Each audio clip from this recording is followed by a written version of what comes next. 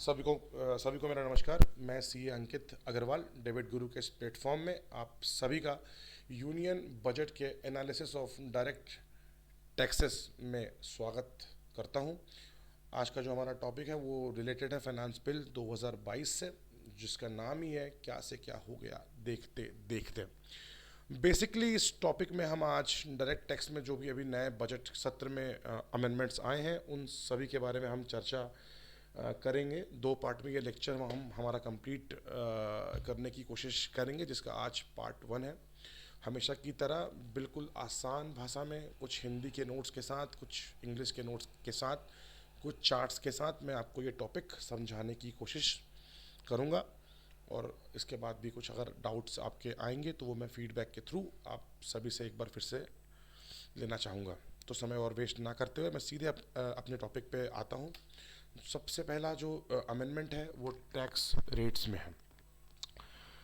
Sir, tax rate में तो कोई अमेंडमेंट था ही नहीं, बिल्कुल सही। टैक्स स्लैब रेट में किसी भी प्रकार का कोई अमेंडमेंट नहीं है। जो पहले टैक्स रेट एप्लीकेबल थी वही टैक्स रेट आज भी एप्लीकेबल है। ओके सर, ठीक है। फिर चेंजेस हैं किसमें? तो चेंजेस है सरचार्ज में।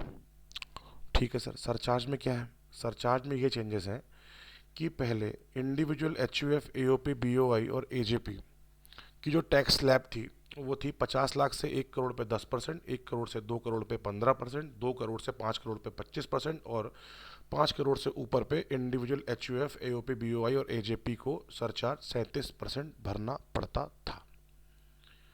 अब ये सरचार्ज की रेट रिस्ट्रिक्टेड कर दी गई है 15% पे। 15% का मतलब 50 से अगर 1 करोड़ के बीच में अगर आपकी इनकम होगी तो 10%, और 1 करोड़ से अगर ज़्यादा की कोई अगर आपकी इनकम है तो उस केस में आपका सरचार्ज जो होगा वो 15% ही होगा। क्या सभी इनकम पे ये चेंजेस हो गया है? बिल्कुल नहीं। केवल लॉन्ग टर्म कैपिटल गेन हर प्रकार का डन, या short term capital gain 111A वाला, कौन सा? जो कि शेयर को बेचने या खरीदने से ही होता है, या डिविडेंड इनकम, इसके संबंध में सरचार्ज की स्लैब रेट प्रपोज जो राइट हैंड पे लिखी है वो प्रपोज स्लैब रेट काम में आएगी। डन। उसके बाद अगर कोऑपरेटिव सोसाइटी है तो कोऑपरेटिव सोसाइटी के लिए जो कि प्रपोज्ड जो कि सरचार्ज की जो रेट दी गई है फॉर ऑल इनकम वो है 1 करोड़ से 10 करोड़ में 7% और 10 करोड़ से ऊपर में 12%। ये चेंजेस आए हैं सिंपल वाले। उसके बाद टैक्स रेट में चेंजेस ये आए हैं कि डोमेस्टिक कंपनी में आपको रेट एप्लीकेबल करने के पहले देखना पड़ेगा कि 2020-21 में आपका टर्नओवर 400 करोड़ से ज़्यादा था या कम था। अगर 400 करोड़ से कम था तो आपकी टैक्स रेट है 25%, और अगर ज़्यादा था तो आपकी टैक्स रेट होगी 30%। ओके। उसके बाद एक चेंज आया है एएमटी की रेट में। क्या है एएमटी? एएमटी का फुल फॉर्म होता है अल्टरनेट मिनिमम टैक्स, जो एप्लीकेबल होता है अदर देन कंपनी पे। तो सर, कंपनी पे क्या एप्लीकेबल होता है? कंपनी पे एप्लीकेबल होता है मिनिमम अल्टरनेट टैक्स, एमएटी, जिसके बारे में हमने डिटेल में हम चर्चा करेंगे जब हम चैप्टर पढ़ेंगे पीजीबीबी, बिजनेस एंड प्रोफेशन का जब हम चैप्टर पढ़ेंगे तो उसके बारे में हम डिटेल में हम चर्चा करेंगे। अभी के लिए सिर्फ इतना जानना है कि एएमटी की रेट जो कि 18.5% थी, कोऑपरेटिव सोसाइटी पे दया खाते हुए सरकार ने अब इसे 15% कर दिया है कि भैया 18.5 नहीं, आप तो मैट के बराबर 15% ही टैक्स दो। लेकिन ये जो रहम है ये सिर्फ और सिर्फ कोऑपरेटिव सोसाइटी के संबंध में ही हुआ है। डन। अब एक सेक्शन है, सेक्शन 115 बीएबी। उस सेक्शन में ये लिखा गया है कि अगर कोई डोमेस्टिक कंपनी, डोमेस्टिक का मतलब जो इंडियन कंपनी है, वो भारत में अगर किसी भी प्रकार का मैन्युफैक्चरिंग वर्क कर रही है तो उसकी टैक्स रेट जो है वो 15% प्लस उस पर सरचार्ज 10%, और एजुकेशन सेस केवल 4% है, और वो रजिस्टर होनी चाहिए 1/10/2019 या उसके बाद पे। ठीक है। और अगर वो प्रोडक्शन अपना 2023 मार्च 31 तक भी करती है तो हम उसे मैन्युफैक्चरिंग डोमेस्टिक कंपनी मान लेंगे और उसे इस टैक्स बेनिफिट देंगे। बस उस 2023 को इस अमेंडमेंट में 2024 तक भी अगर वो अपना जो जो प्रोडक्शन है वो स्टार्ट करती है तो भी हम उसे इस सेक्शन में इस टैक्सेबिलिटी के लिए अलाउ कर देंगे। ये सिंपल सा इस अमेंडमेंट में कहा गया है। फिर कैपिटल गेन में दो अमेंडमेंट है। पहला अमेंडमेंट सिंपल सा एक क्लेरिफिकेशन है। उस क्लेरिफिकेशन में ये कहा गया है कि अगर कोई इनटेंजिबल असेट का ब्लॉक गुडविल बेचने से, अगर इनटेंजिबल असेट के ब्लॉक में 100 करोड़ पड़ा है और हमने जो गुडविल है वो 120 करोड़ में बेच दी, तो जो 20 करोड़ रुपए है इसे शॉर्ट टर्म कैपिटल गेन माना जाता था। इसमें कोई अमेंडमेंट नहीं है, ये पहले भी माना जाता था, आज भी माना जाता है। सिर्फ गवर्नमेंट ने इस अमेंडमेंट में क्लेरिफाई किया है कि इसे शॉर्ट टर्म कैपिटल गेन माना जाएगा, ट्रांसफर माना जाएगा। स्लम सेल जो है वो स्लम सेल में एक वर्ड ऐड हुआ है, स्लम ट्रांसफ़र। स्लम ट्रांसफ़र का मतलब कि जो भी सिंपली वर्ड जो पहले सेल था उसे ट्रांसफ़र कर दिया गया है, बिकॉज ट्रांसफ़र कैपिटल गेन में ज़्यादा उपयुक्त वर्ड माना जाता है।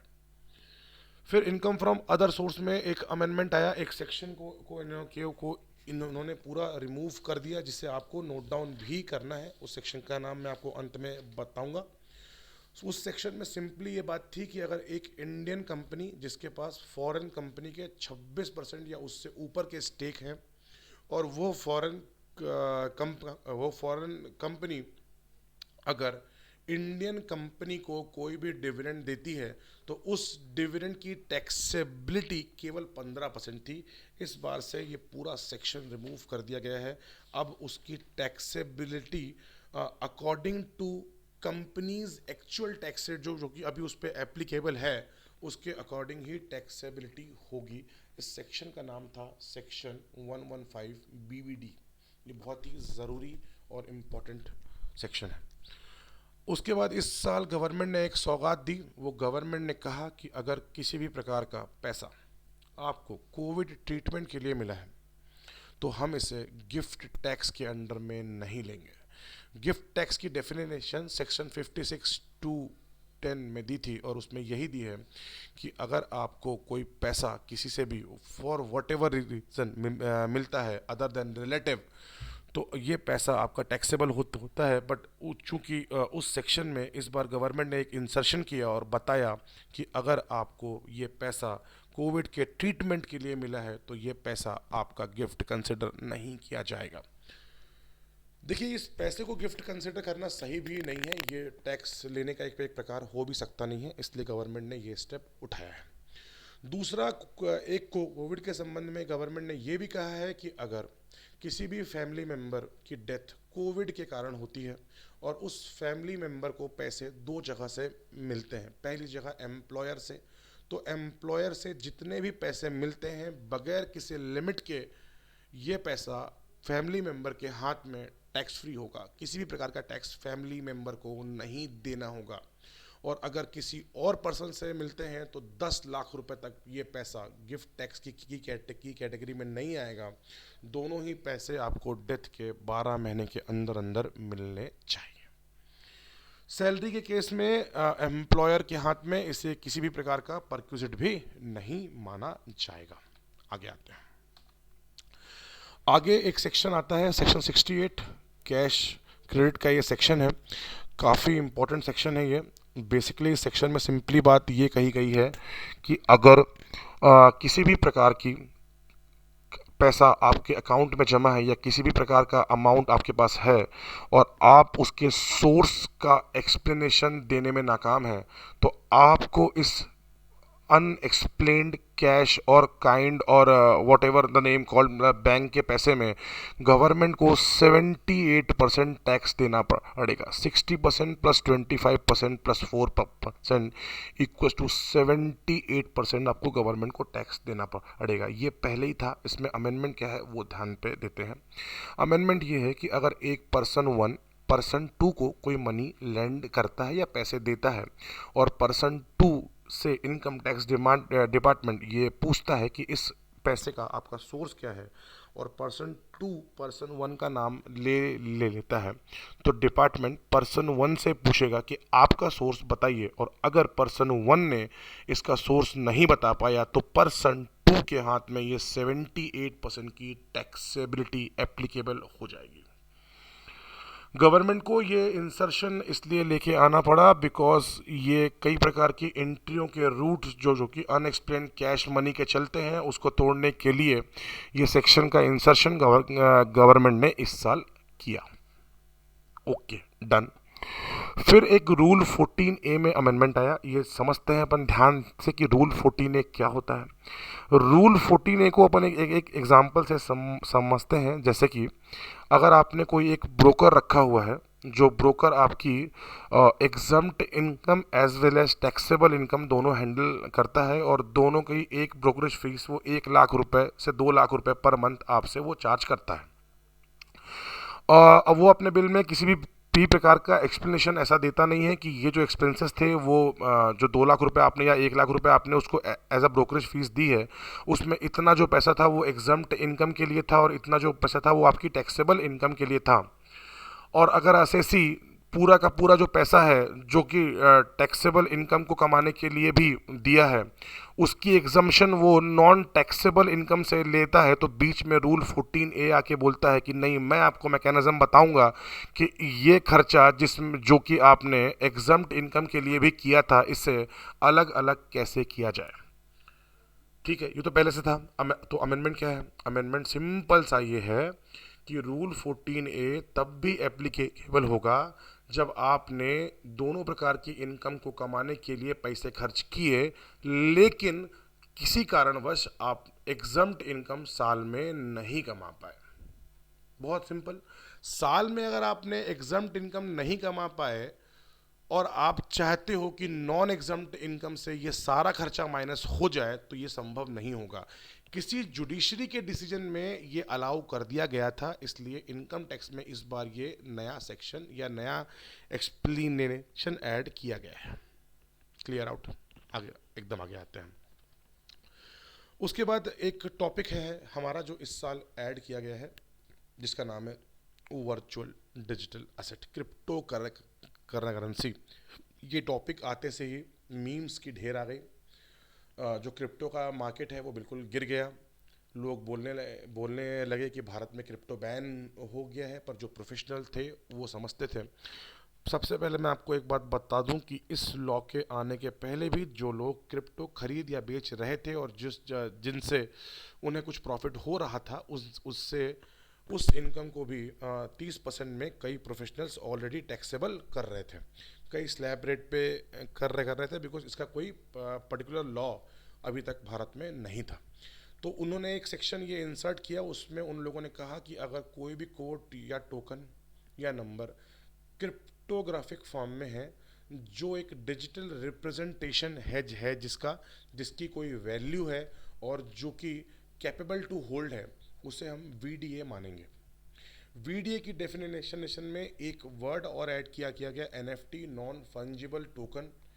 नॉन फंजिबल टोकन का मतलब होता है कि अगर हम किसी भी प्रकार की कोई भी पेंटिंग डिजिटली बनाते हैं तो हम इसे अपने नाम पे एनएफटी करवा सकते हैं, और फिर हम अगर इस पेंटिंग या what ever the name called, गाने या फिर कुछ भी चीज़ है जिसके नाम की आप एनएफटी करवाने के बाद इस एनएफटी को आप बाज़ार में सेल आउट करते हैं, तो भी इसके रूल्स वीडीए के डेफिनेशन के अकॉर्डिंग ही लगेंगे।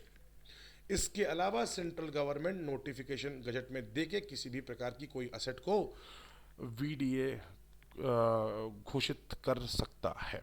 वीडीए की डेफिनेशन से इंडियन करेंसी और फॉरेन करेंसी को रिमूव किया गया, बिकॉज इस इंडियन करेंसी और फॉरेन करेंसी को भी जो वीडीए की डेफिनेशन जो भी अभी हमने पढ़ी उसमें यूज़ किया जा सकता है। ठीक है सर, वीडीए बहुत हो गया। टैक्सेबिलिटी क्या है इसकी? सिंपल सी टैक्सेबिलिटी है, जो इनकम आपको वीडीए ट्रांसफ़र करने में आएगी उसका 30% आपको गवर्नमेंट को देना होगा। इसमें आपको 87A की रिबेट मेरे हिसाब से मिलनी चाहिए, अभी क्लियरिटी नहीं है। ओके, डिडक्शन क्या? किसी भी प्रकार की डिडक्शन आपको ट्रांसफ़र करने पे नहीं मिलेगी other than cost of acquisition की। ओके, इनकम जो आपके हाथ में आएगी वो कहीं भी सेट ऑफ के लायक नहीं होगी। यहाँ तक कि अभी तो इन्होंने ये तक भी क्लियर नहीं किया है कि जो पिछला ट्रांजैक्शन हमने लॉस में किया क्रिप्टो में ही, क्या उसका सेट ऑफ मिलेगा, अभी उसका भी क्लेरिफिकेशन नहीं है। लेकिन गवर्नमेंट अगर बहुत ही हाश हो गई तो ही इसका डिडक्शन नहीं देगी, अदरवाइज इसका डिडक्शन मिलेगा मेरे अकॉर्डिंग। फिर इसमें एक टीडीएस का सेक्शन था 194S, इस सेक्शन को नोट करना है अपने अपने को। उसमें कहा गया कि इसमें आपको 1% का टीडीएस डिडक्ट करना है। किसको डिडक्ट करना है, कैसे डिडक्ट करना है, ये कुछ भी इसमें क्लेरिफिकेशन ना गवर्नमेंट ने दिया और ना ही इसमें कुछ भी पहले से ऐसा कुछ हम मान सकते हैं। कई सारे एक्सपर्ट्स थे जिनका व्यू था कि बायर उसमें टीडीएस डिडक्ट करेगा, बट बहुत ही बेवकूफ़ी वाला इसमें ये एक्सपेक्टेशन थी। बिकॉज क्रिप्टो करेंसी के केस में बायर जो है, कई सारे ऐसे भी होते हैं जो कि फॉरेन में बैठे हैं, उनके पास कोई टैन नंबर होता नहीं है, उनके पास टीडीएस डिडक्ट करने का किसी भी प्रकार का कोई मैकेनिज्म नहीं है, तो वो टीडीएस डिडक्ट कैसे करेंगे। बट जो क्लेरिफिकेशन मेरे समझ में आ रहा है वो यही है कि जो क्रिप्टो के प्लेटफॉर्म्स हैं लाइक वजीर एक्स और जो एक्सेट्रा जो कि प्लेटफॉर्म्स हैं, ये क्रिप्टो बेचने पर आपको टीडीएस काट के पैसा आपको रियम्बर्स करेंगे। उसके बाद इस क्रिप्टो में एक ये भी दिक्कत थी कि अगर आप क्रिप्टो किसी भी पर्सन को अदर देन रिलेटिव, अगर आप 50,000 रुपये से ऊपर के ज़्यादा अगर आप क्रिप्टो गिफ्ट करते हो तो भी वो टैक्सेबल होगा as a gift tax receiver के हाथ में। क्या स्लैब रेट के अकॉर्डिंग होगा या फिर किसके अकॉर्डिंग होगा, अभी तक इसमें भी कुछ भी क्लेरिफिकेशन नहीं है। बट अकॉर्डिंग टू मी ये जो टैक्सेबल है ये अकॉर्डिंग टू स्लैब रेट ही होना चाहिए। तो अभी ये जो ये नया नया एक्ट है, नया नया इंसर्शन है, इसको क्लेरिफिकेशन में थोड़ा समय लगेगा। जो मेरे अकॉर्डिंग होना चाहिए था वो मैंने आपसे एक बार शेयर किया। तो हमने एक बार स्टार्टिंग से देखते हैं क्या क्या पढ़ा। टैक्स रेट में हमने पढ़ा कोई चेंजेस नहीं है स्लैब में। एओपी, बीओआई, एजे, एचयूएफ पे अगर आप किसी भी प्रकार का long term capital gain, short term capital gain share वाला या डिविडेंड की इनकम अगर आपको होती है तो इसके ऊपर जो सरचार्ज एप्लीकेबल होगा वो राइट साइड में मेरे लिखा हुआ है, 50 से 1 करोड़ पे 10% और मोर देन 1 करोड़ पे 15%। कोऑपरेटिव सोसाइटी की सारी इनकम के केस में सरचार्ज की दो ही स्लैब है, 1 करोड़ से 10 करोड़ 7% और 10 करोड़ से ऊपर 12%। डोमेस्टिक कंपनी को टैक्सेबल करने के पहले 2021-22 प्रीवियस ईयर में आपको उसका टर्नओवर देखना होगा। 400 करोड़ से ज़्यादा होगा तो 30% टैक्स रेट एप्लीकेबल होगी और 400 करोड़ से कम होगा तो 25% टैक्स रेट एप्लीकेबल होगी। एएमटी की रेट कोऑपरेटिव सोसाइटी के केस में 18.5 से घटा के 15% कर दी गई है। बीएबी के केस में 115 बीएबी के केस में जो प्रोडक्शन 2023 से स्टार्ट होना था, अगर वो 2024 से भी स्टार्ट होगा तो उसे हम मैन्युफैक्चरिंग डोमेस्टिक कंपनी मानते हुए इनकम टैक्स की रेट 15 + 10 + 4 का बेनिफिट हम उसे देंगे। उसके बाद एक क्लेरिफिकेशन हमने पढ़ा था सिंपल सा, वो था कि भाई जो गुडविल से जो शॉर्ट टर्म कैपिटल गेन होगा, जो गुडविल ट्रांसफ़र करने से उसे ट्रांसफ़र माना जाएगा। स्लम सेल में वर्ड्स जो है वो स्लम ट्रांसफ़र एक नया ऐड हुआ है और कोई खास बात है नहीं। 115 एक सेक्शन था बीबीडी जिसे पूरा रिमूव कर दिया गया। उसमें उसके में ये था कि अगर कोई एक इंडियन कंपनी के पास किसी फॉरेन कंपनी के 26% या उससे अधिक के स्टेक हैं तो वो कंपनी अगर फॉरेन कंपनी अगर उस इंडियन कंपनी को डिविडेंड देती है तो वो डिविडेंड 15% से टैक्सेबल हुआ करता था। अब ऐसा कुछ भी नहीं है, वो सेक्शन ही पूरा हटा दिया गया है। नॉर्मल जो कंपनी की रेट होंगी उसके अकॉर्डिंग वो टैक्सेबल होगा। कोविड के ट्रीटमेंट के लिए लिया गया कोई भी पैसा गिफ्ट की कैटेगरी में नहीं आएगा और कोविड से होने वाली डेथ के फैमिली मेंबर को कोई भी पैसा अगर 10 लाख रुपए तक किसी भी अदर पर्सन के से आया तो उसे टैक्सेबल गिफ्ट में कंसिडर नहीं किया जाएगा और ये पैसा जो है 12 महीने के अंदर अंदर आना चाहिए। ये कंपनी के केस में ऐसी कोई लिमिट नहीं है, जितना पैसा जितना जो कंपनी देना चाहे वो गिफ्ट की कैटेगरी में कंसिडर नहीं होगा। साथ ही साथ वो परक्यूजिट भी कंसिडर नहीं किया जाएगा। ओके, इसके बाद हमने बात की कैश क्रेडिट की कि पर्सन 2 से एक्सप्लेनेशन मांगने पर अगर मिलता है तो पर्सन 1 से एक्सप्लेनेशन मांगा जाएगा। पर्सन 1 अगर एक्सप्लेनेशन देने के काबिल नहीं है तो पर्सन 2 को 78% से गवर्नमेंट को टैक्स भरना पड़ेगा। रूल 14A में हमने सिंपल ये पढ़ा कि जो खर्चा हमने दोनों इनकम के लिए किया गया है बट साल में हमें वो इनकम नहीं हुई, एग्जम्प्ट इनकम नहीं हुई, तब भी रूल 14A एप्लीकेबल होगा। वीडीए एक नई डेफिनेशन आई यहाँ पे जो कि बताया गया कि कोई भी प्रकार का टोकन कोड या नंबर क्रिप्टोग्राफिक फॉर्म में अगर वो है जो कि प्रोवाइड करता है एक डिजिटल रिप्रेजेंटेशन और उसे होल्ड करने की वो कैपेबल है, उसकी एक वैल्यू है, तो वो वर्चुअल डिजिटल असेट में आएगा। इंडियन करेंसी और फॉरेन करेंसी को इस डेफिनेशन से एक्सक्लूड रखा गया है। नॉन फंजिबल टोकन जो है एनएफटी भी मैंने बताया कि अगर कोई भी आपके डिजिटल रिकग्निशन का आपने अगर एनएफटी करवा लिया है तो भी वो वीडियो की डेफिनेशन में कवर होगा। ऐसे वीडियो को अगर आप ट्रांसफ़र करते हो तो आपको कॉस्ट ऑफ एक्विजिशन उसकी डिडक्शन मानते हुए 30% का टैक्स गवर्नमेंट को भरना है। 87A का डिडक्शन इसमें मिलेगा या नहीं ये अभी डिबेटेबल है, बट मेरे अकॉर्डिंग मिलना चाहिए। किसी भी अदर हेड से सेट ऑफ नहीं होगा। एज वेल एज अभी तक तो ये भी क्लियरिटी नहीं है कि इस हेड से भी सेट ऑफ होगा या नहीं होगा, इस प्रकार का जो प्रॉफिट होगा या लॉस होगा वो। साथ ही साथ अगर आपने TDS 1% आपको डिडक्ट इसमें करना है 194 सेक्शन S में, उसमें ऐसा कुछ भी नहीं कहा गया है, बट मेरे अकॉर्डिंग जो कि क्रिप्टो जिस प्लेटफॉर्म में चल रहा है वो लोग 1% का TDS काट के गवर्नमेंट को सेलर के बिहाफ पे जमा करेंगे। इसके बाद अगर आपको किसी से क्रिप्टो गिफ्ट मिला है 50,000 रुपये से ऊपर का तो वो आपकी गिफ्ट में कंसिडर होगा अगर आपका वो रिलेटिव नहीं है तो, और वो इनकम फ्रॉम अदर सोर्स में भी टैक्सेबल होगा। तो ये था हमारा पार्ट 1 बजट का जिसमें मैंने आपको थोड़ी सी जानकारी दी। पार्ट 2 में मैं थोड़ा सा और आपको डिटेल में लेके जाऊंगा, उसमें कुछ क्लैरिफिकेशन उसमें और आपको दूंगा। मैं आपका फीडबैक का बिल्कुल इंतज़ार रहेगा, मेरे को आपके फीडबैक का बिल्कुल भी इंतज़ार रहेगा। और मैं ये हैंड रिटन नोट्स हैं, इसमें कुछ स्पेलिंग्स या फिर कुछ अगर सेक्शंस में कुछ प्रॉब्लम है या और जो चाहते हैं कि नोट्स थोड़े से बेहतर हों तो वो हमें प्लीज़ फीडबैक दें। हम उनके फीडबैक पे पूरा ध्यान दे के अपने नोट्स जो हैं वो उस अकॉर्डिंग करने का पूरा ट्राई करेंगे। अभी पार्ट 1 जो है बजट का ख़त्म होता है, पार्ट 2 लेके मैं आप सभी के सामने एक बार फिर से आऊँगा। धन्यवाद मेरे को पेशेंटली सुनने के लिए। Good night.